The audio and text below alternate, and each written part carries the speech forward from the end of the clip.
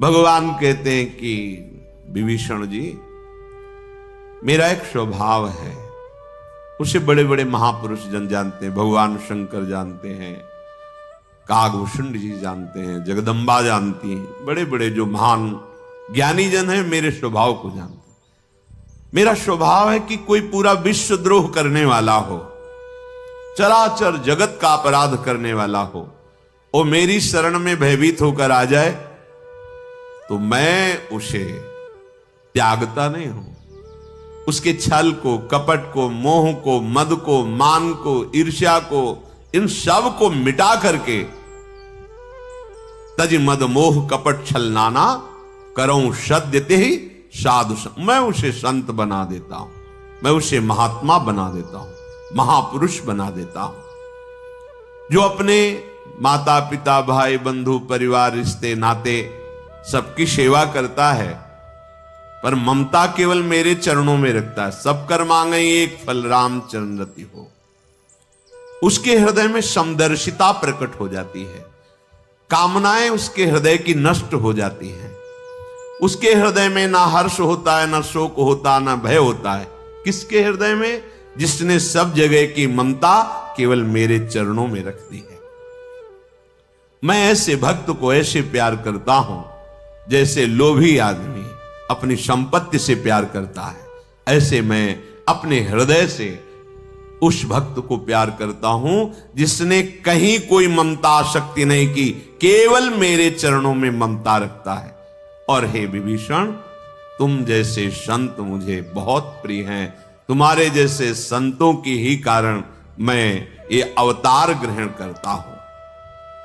सुनु लंकेश सकल गुण तोरे, ताते तुम अतिशय प्रिय मोरे।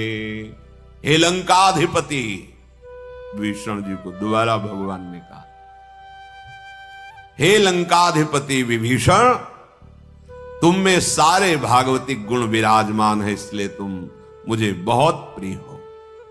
भगवान के वचन सुनकर के हनुमान जी और सब जो यूथपति खड़े थे, जय हो करुणा निधान भगवान श्री राम की जय हो। प्रभु की वाणी विभीषण जी के कानों में मानो अमृत घुल रहा हो। प्रभु ने मुझे स्वीकार कर लिया। बार बार खड़े होते हैं, भगवान के रूप के दर्शन करके फिर चरणों में गिर जाते हैं। हृदय में प्रेम नहीं समा रहा, विकलता है। विभीषण जी ने कहा, प्रभु आपने दोबारा भी लंकाधिपति कहा, लंकेश कहा। आप अंतर्यामी हैं, चराचर के स्वामी हैं, सब कुछ जानते हैं। सुनहु देव सचराचर स्वामी, प्रणत पाल उर अंतर्यामी। उर कछु प्रथम वासना रही, प्रभु पद प्रीति सरित शोभहि। अब कृपालु निज भगति पावनी, देहु सदा शिव मन भावनी। एवं मस्तु कही प्रभु रणधीरा, मांगा तुरत सिंधु कर नीरा। प्रभु आप जो ये लंकेश कहते हैं, वो आप चराचर जगत के स्वामी अंतर्यामी हैं। थी वासना हृदय में, स्वीकार किया। उर कछु प्रथम वासना रही। ये बहुत सावधानी का विषय है। हमारे प्रभु ऐसे स्वभाव वाले हैं। यदि आप कोई वासना लेकर इस मार्ग में चलेंगे तो सबसे पहले आपको उस वासना का सानिध्य मिलेगा। भक्तमाल जी में एक चरित्र आता है कि एक भक्त बाल्यावस्था से भजन कर रहे थे, वो जब यौवन अवस्था को प्राप्त हुई थे, एक बगीचे में आसन जमाए हुए थे, भ्रमण करते थे। वहां देखा राजा है, राजा के साथ बहुत सी नौ युवतियां, सब सेवा सत्कार, खान पान वैभव, सब दास दासियां। उनके मन में लगा कि बचपन से भगवान के मार्ग में देखो कैसा आनंद लूट रहा है। बस यही समझना है, ये बुद्धि कभी भी धोखे में डाल सकती है। कैसा है देखो, सब इनकी आज्ञा का पालन कर रहे हैं, नौ युवतियां सेवा में, भोग सामग्रियां उत्तम से उत्तम, सुख तो है ही।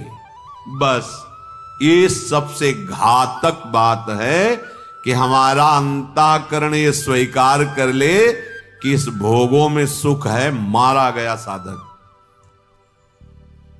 अब वर्तमान में तो विरक्त भेष है, साधन भजन तो हुआ ही, पर अब विक्षेप पड़ने लगा कि है ना सुख इसमें, ऐसा दिखाता है मन।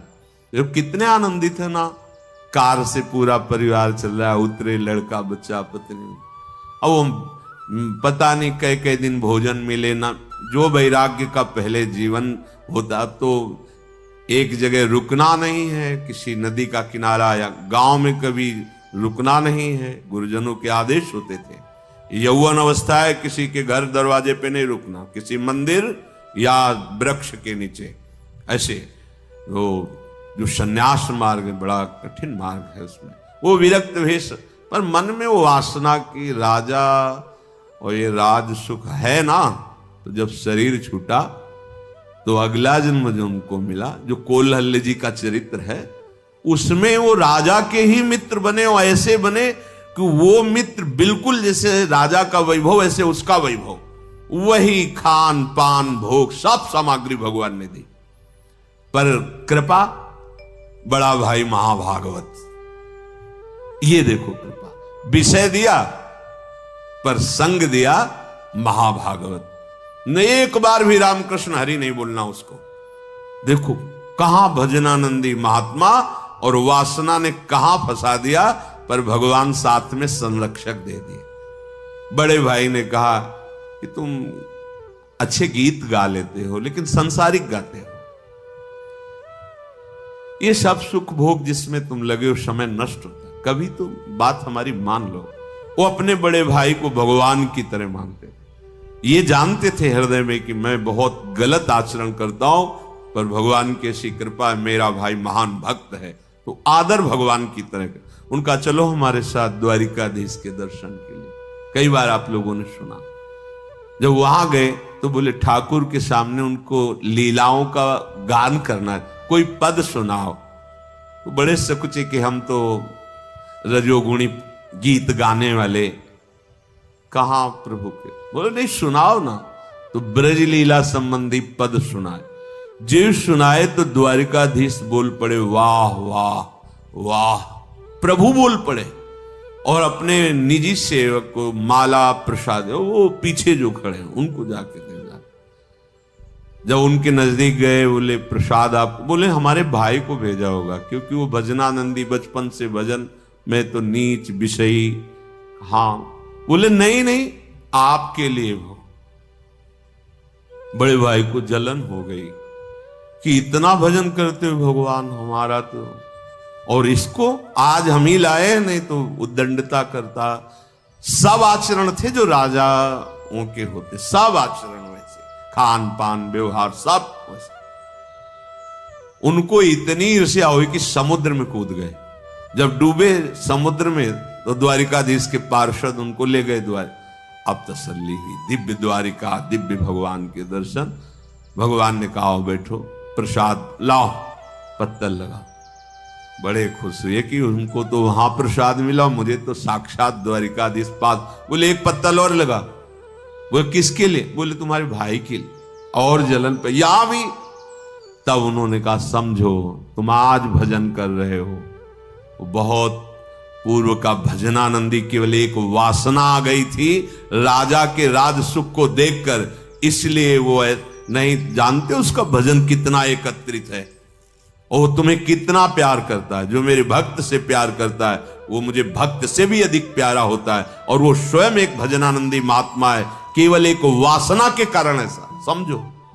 कोई भी वासना लेकर इस मार्ग में चलोगे तो पहले वो वासना चाहे ज्ञान के द्वारा नष्ट हो, और यदि आप ज्यादा हट करोगे तो फिर भोगा के मायाधीश है, उनके पास कोई कमी थोड़ी है। तो विभीषण जी स्वीकार कर रहे हैं, कह रहे हैं कि प्रभु उर कछु प्रथम वासना रही। थी प्रभु वासना ऐसी, लात मारा है इसी सिंहासन पर बैठूंगा तेरा नाश करवा के, थी। लेकिन प्रभु जब से आपका दर्शन हुआ अब कोई ऐसी आकांक्षा नहीं। भगवान करुणा करके विभीषण जी के दर बोले, प्रभु भगवान शिव के जो मन को सदैव आह्लादित करती है आपकी प्रेम लक्षणा भक्ति, वो मुझे प्रदान की। भगवान ने कहा, एवं मस्तु, ये तो मिलेगी ही, पर लंकाधिपति का तिलक भी हम ही करेंगे। लाओ समुद्र का जल लाओ। एवं मस्तु कई प्रभु रणधीरा, मांगा तुरंत सिंधु करने। तत्काल समुद्र का जल लाया गया और लंकाधिपति का अभिषेक विभीषण जी के। यद्यपि अब तुम्हारी इच्छा नहीं है, पर पहले था, पहले वाला ये स्वीकार करो, और जो मांगा है ये तो तुम्हें मिलेगी, भक्ति मिलेगी। अस कहि राम तिलक ते सारा, सुमन वृष्टि नव भई। देवता लोग पुष्पों की वर्षा करने लगे। महाभागवत विभीषण जी को लंकाधिपति का पद भगवान ने प्रदान कर दिया। देखो कहां रावण ने लात मारी थी, अब कोई सहारा नहीं रह गया था। आज भगवान ने विभीषण जी को लंकाधिपति ही नहीं, समस्त भक्तों का सिरमौर बना दिया। भगवान शिव के मानस में जो भगवान की प्रेम लक्षणा भक्ति, वो प्रदान की विभीषण जी को। जो संपत्ति शिव रावण ही दीन दिए दश माथ, सोई संपदा विभीषण सकुच दीन रघुनाथ।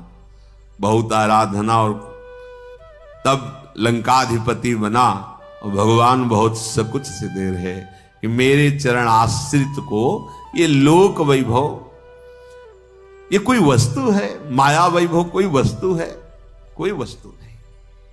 भगवान का प्रेम, भगवान का। अभी क्या है कि हम लोगों की दृष्टि विचार माया में ना, रुपया मिला तो बहुत कुछ मिल गया, सम्मान मिला तो मानो जीवन मिल गया, ऐसा लगता है।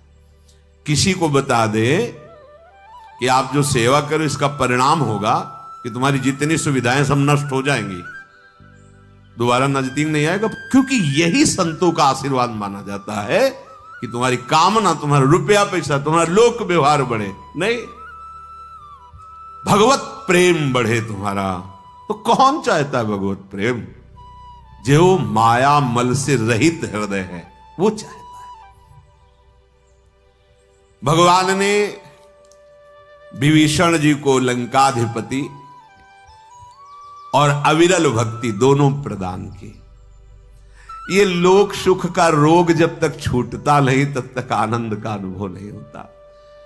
हम लोग इसी बात में सब परेशान हैं। कहीं कोई बता दे, चाहे 50,000 किलोमीटर जाना पड़े, बस वो ऐसा आशीर्वाद दे दे, ऐसा जंतुर बांध दे, ऐसा हवन करा दे, ऐसा कुछ खिला पिला दे, बस हमारी कामना जो है वो पूर्ण हो जाए। हम कहते कुछ नहीं करना पड़ेगा। प्रणत कामदम पद्मजार्चितम। देखो संपत्ति भी दी और विरल भक्ति भी दी। और वो संपत्ति, जो संपत्ति शिव रावण ही दीन दिए दश माथ, सोई संपदा विभीषण सकुच दीन है, कुछ नहीं है ये, ऐसा मान के दे रहे। प्रभु अपना ले, यही सबसे बड़ी बात, पर ये समझ में नहीं आता किसी के। प्रभु तो अपनाए हुए हैं, तुम प्रभु को अपना लो, अपना मान लो। यही सत्संग का सार है कि तुम्हारे हृदय में बैठ जाए मेरे प्रभु। पता नहीं लगता कि किसी को मृत्यु की याद नहीं क्यों नहीं आ रही? तुम्हें समझ में नहीं आ रहा तुम्हारा सब छूटने वाला है?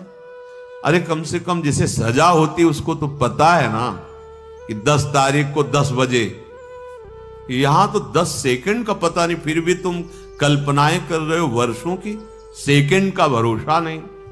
पर यही है माया जो विस्मृति के गर्त में डालकर भगवान से विमुख किए हुए है। सबके हृदय में बसने वाले प्रभु नीति की रक्षा करते हुए काहे बानर राज सुग्रीव और लंकाधिपति विभीषण, अब सलाह दो कि समुद्र कैसे पार करें, क्योंकि बड़े बड़े मगरमच्छ हैं, सांप हैं, बड़ी बड़ी मछलियां हैं जो एक झटके में लील जाएं बड़े से बड़े यूथपति को। ये अपार समुद्र है, इसको पार किए बिना रावण पर आक्रमण नहीं किया जा सकता। इसलिए हे सुग्रीव जी, हे विभीषण जी, जिनका नाम भव समुद्र से सहज में पार कर देता है वो भगवान पूछ रहे हैं।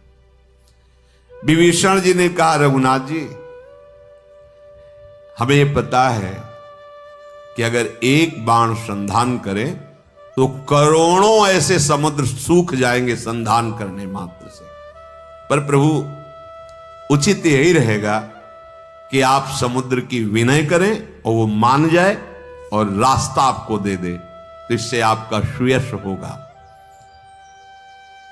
समुद्र पूर्वज भी है, या कोई वो उपाय बता सकते हैं या रास्ता दे सकते हैं। आप समुद्र से प्रार्थना करें। विभीषण जी ने, श्री राम जी ने कहा, आप सबने मिलकर बहुत सुंदर उपाय बताया, ऐसा किया जाएगा तो दैव सहायक होगा। लक्ष्मण जी के मन में सलाह अच्छी नहीं लगी। प्रभु के वचन सुनकर उनके हृदय में थोड़ा सा दुख हुआ और कहा, प्रभु आपके श्रीमुख से दैव शब्द सुनकर के अच्छा नहीं लगा। विनय करेंगे, प्रसन्न होंगे, दैव फिर कोई मार्ग बनेगा। नाथ दैव कर कवन भरोसा, शोषी सिंधु करी कर रोषा। अभी मन में थोड़ा अग्नि बाण संधान करो। अभी क्या प्रभु कादर मन कहूं एक अधारा, दैव दैव आलसी पुकारा। प्रभु जो ये तो आलसी प्रवृत्ति है, दैव है, तुरंत अग्निबाण संधान करो, प्रार्थना की जरूरत नहीं। भगवान शेष हैं, वो लगता है कि हमारे प्रभु आंख मूंद के बैठ के हाथ जोड़े समुद्र से प्रार्थना करें। भगवान हंसे और कहने लगे, ऐसा ही करेंगे, पर मन में धैर्य धारण करो। पहली बात तो जो विभीषण जी ने कही वो हम करेंगे। प्रणाम किया समुद्र को, किनारे पर कुशासन बिछाया और बैठ गए। जब विभीषण जी प्रभु के पास आ रहे थे तो रावण ने उनके पीछे अपने सीआईडी भेजे, गुप्तचर। क्या होता है, राम स्वीकार करते हैं या तिरस्कार कर देते, क्या होता है, गुप्त रूप से जाओ और देखो ऐसा रूप धारण करना कि उनमें मिल जाओ, कोई जान न पावे। तो उन्होंने बानर का रूप धारण किया था माया से और सब बानरों में मिल गए थे। जब देखा कि विभीषण जी को भगवान श्री राम लंकाधिपति कहा और इतना प्यार दिया, उनको रहा नहीं गया और वो जोर जोर से बोला, ऐसा स्वभाव तो मैंने कहीं नहीं देखा। कितना शरणागत पर प्यार, वाह! प्रभु श्री राम कितना अपने शरणागत पर दुलार करते हैं। अहो भाग्य मेरे जो मुझे इस भेजा गया और मैं ये देख पाया। जो बानर युद्धपति थे, भेजा गया और मैं ये देख पाया, मतलब ये हमारी सेना के नहीं है। बानरों ने तत्काल उनको पकड़ा, कौन हो, असली रूप में आओ, क्योंकि तुम्हारी भाषा बता रही तुम हमारे परिकर के नहीं हो। प्रभु के स्वभाव की जय जयकार करना तो ठीक, पर मुझे भेजा गया और मुझे ये दर्शन मिला, ये सौभाग्य। कहां से आए हो, कौन हो? अब जल्दी थोड़ी कोई अपनी भेद बता देता है। तो वे अपना स्वभाव शुरू किया, पूंछ से बांध के थप्पड़ लात पिटाई। वो चीखने लगे, मारो मत, मैं रावण का गुप्तचर हूं जब विभीषण जी वहां से चले थे तो मुझे भेजा गया था, तो मैं वानर रूप से ये सब देखकर रहा नहीं गया कि प्रभु का कैसा करुणामय स्वभाव। बांधा उनको सुग्रीव जी के पास ले गए। ये गुप्तचर हैं रावण के। सुग्रीव जी ने कहा जान से तो मत मारो, गुप्तचर हैं, पर अंग भंग कर दो इनके। सुग्रीव के वचन सुनकर के पूरी वानर सेना में घुमाया और पिटाई शुरू की। वो बहुत प्रकार से दैन्यता पूर्वक कहते मुझे छोड़ दो, पर कोई नहीं सुन रहा। तो उनका तुम सबको श्री राम की कसम अगर एक थप्पड़ मारो हमें, अब सब रुक गए। वो समझ गए थे कि एक ही उपाय रह गया। उन्होंने कहा जो हमार हर नासा का नाते कौशलाधीश का सूप न खा। बोले यहां ज्यादातर जो है नाराजगी जब होती है तो नाक ही कान काट दिए जाते हैं, तो इसलिए उन्होंने कहा हमारे को अब मारो मत, तो हमारे नाक कान मत काट लेना, तुम्हें भगवान राम की कसम है अगर कोई। बिल्कुल सब रुक गए। लक्ष्मण जी ने जब देखा कि इनको पता है कि राम नाम उच्चारण करने से, राम की कसम से हम बच जाएंगे, तो नजदीक गए और उनको बंधन मुक्त किया और बड़ा दुलार किया लक्ष्मण जी ने कि मेरे प्रभु का आश्रय और मेरे प्रभु का नाम तुमने उच्चारण करके बचने का भाव किया, छोड़ दो इनको। लक्ष्मण जी ने कहा कि मैं कुछ शब्द लिख के देता हूं, रावण के गुप्तचर हो, रावण को जाके देना और मुख से कह भी देना, कह देना अरे कुल घातक, ये लक्ष्मण के शब्द हैं। कहे मुखागर मूर्शन मम संदेश उदार, सीता दे मिलो न त आवा काल तुम्हार। अय दशग्रीव रावण, मैं कृपा से ये बात संदेश भिजवा रहा हूं, भयवश नहीं। तू अभी आ जा और प्रभु के पैर पकड़ ले, सियाजू को वापस कर दे, बच जाएगा। नहीं तो काल की भी सामर्थ्य नहीं कि रघुनाथ जी के बाण से तेरी रक्षा कर सके। निश्चित समझ तो विनाश के कगार पर खड़ा है। दूतों ने लक्ष्मण जी के चरणों में साष्टांग प्रणाम किया और भगवान श्री राम की जय जयकार की। चल पड़े। रास्ते में वो भगवान के रूप और स्वभाव की चर्चा परस्पर कर रहे थे। लंका में आए, रावण के चरणों में प्रणाम किया। रावण ने हंसकर कहा, बहुत मुंह लटकाए हुए हो, क्या हुआ? हंसकर कहा, क्यों अपनी कुशल नहीं बता रहा? तो उसने बताया कि कुशल ना हमारी है और ना तुम्हारी है महाराज। विभीषण जी को जाते ही राम जी ने लंकाधिपति बना दिया है और कोई भी बानर एक ऐसा सेना में नहीं जो अकेले तुम्हें जीत ना सके। ये मैंने देखा है। वहां जाकर के पिसोगे, सब पिसोगे। जैसे गेहूं के साथ घुन पिसता है, ऐसे तुम्हारे साथ पूरी लंका नष्ट होगी। भालू वानरों की सेना का तो ऐसा हाल है कि काल मिल जाए तो उसको भी खा जाए, इतने रोष में है। ये तो कहो समुद्र बीच में आ गया इसलिए आप हंस रहे हो। अगर समुद्र बीच में ना आया होता तो अब तक जो हाल होता वो आप देख लेते। अरे रावण ने कहा यही बात तो मैं भी कह रहा हूं कि अगर समुद्र बीच में ना होता तो राक्षस अब तक कलेवा कर लिए होते उन वीर बानर और भालुओं का। मनाओ के बीच में समुद्र है तो वो जिंदा है, और तुम जिन तपस्वियों की बात करते हो ना, वो मेरे भय से भयभीत है।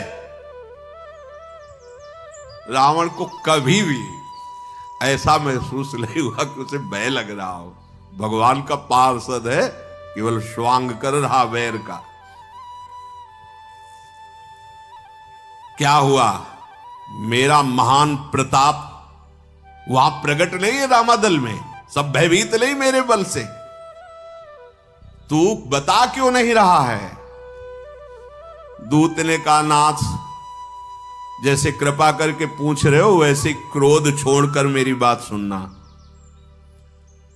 जब आपका छोटा भाई श्री राम जी से मिला, राम जी ने पहुंचते ही लंकाधिपति बना दिया और धीरे से हमारा भेद खुला कि मैं रावण का गुप्तचर हूं, तो महाराज इतनी पिटाई हुई कि पूरा शरीर दर्द कर रहा है। वो तो कहो राम जी की शपथ दिला दी, ले शूर्पणखा की जैसी हमारी हालत हो जाती, हमारे भी नाक कान काट लिए जाते। श्रवण नासिका काटे लागे, राम शपथ दीन्हे हम त्यागे। और नाथ आप पूछ रहे हो कि यूथपति कौन कौन, सेना कैसी, तो हमारे तो दो ही लोग हैं, दो ही मुख हैं।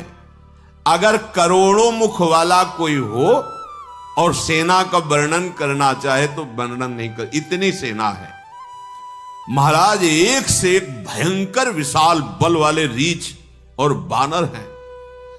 जिसने नगर में आके जलाया था ना और आपके पुत्र अक्षय कुमार को मारा था, वो सब बानरों में आप ऐसा समझ लीजिए थोड़ा कम ही है।